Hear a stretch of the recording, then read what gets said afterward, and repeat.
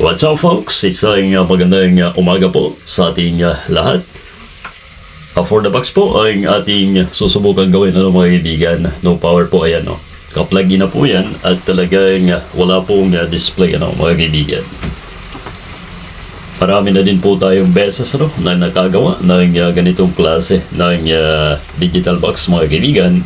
At higit lalo pagka itong for the box ay pag-uusapan po ng mga kaibigan, common sa kanya ay maging no power. Yun, grabe na naman ang putok na dalawang partner na capacitor mga kaibigan, at yan na naman ang issue pero pagka yan ang problema madalas naman ay nagagawa po. Pwera na lamang kung may nadamay na ibang piyesa mga kaibigan. At ngayon ay subukan natin palitan ng bago upang makita natin kung gagana na ba ang ating unit na ito mga kaibigan. Ayan bukod doon sa top ay pati yung ilalim ay sabog na din mga kaibigan. Parehas po na value ang ating ipapalit. 1,000 microfarad by 16 volts mga kaibigan. Bakit nga ba napakadalas magka-problema ng capacitor na yan Hindi po siguro kinakaya ang voltahe na pumapasok diyan, although nasa 12 volts mga kaibigan. Pronto sa init siguro ay dahilan kaya lumulobo agad ang ating mga capacitor na ito mga kaibigan. Ito po yung isa partner po yan, kaya kailangan ay meron na po tayo agad naka-reserve upang isasalpak na lamang po natin mga kabalita.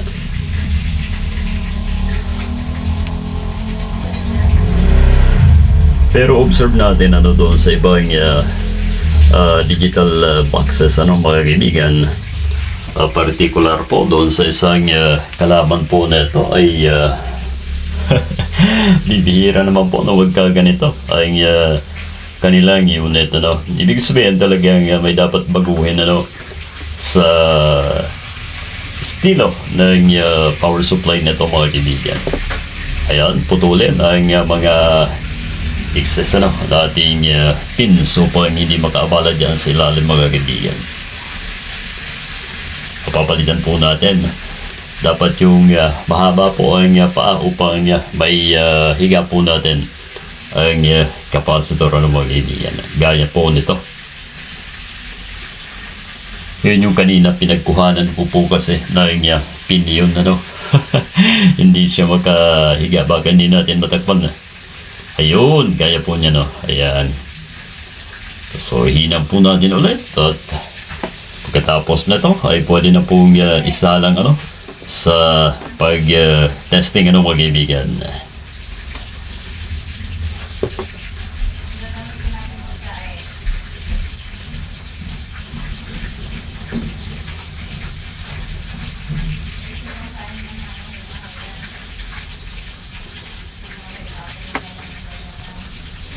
So ayan, at brasin natin upang matanggal ang mga residue mga kaibigan. Okay na, malinis na po ang board Pwede na po natin itry ang ating for the box na ito mga kaibigan.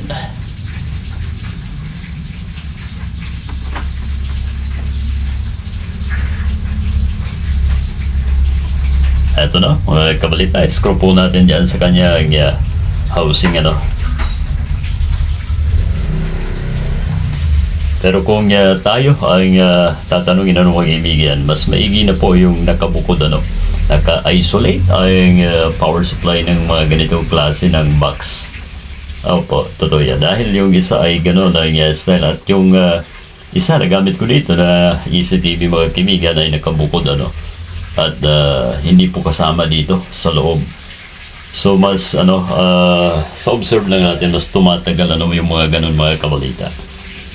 Okay, yun ay base lamang po sa ating pag-observe ng mga kaibigan. Lagay po natin ang socket at tuloy-tuloy na tayo sa ating gagawing pag-test mga kabalita. Eto na. Ayun. So gumana po at nagkaroon po ng power ang ating unit. Yan lamang po ang pinalitan natin dito ng mga kabalita. Dating issue ng unit na ito. Salamat po sa inyo lahat.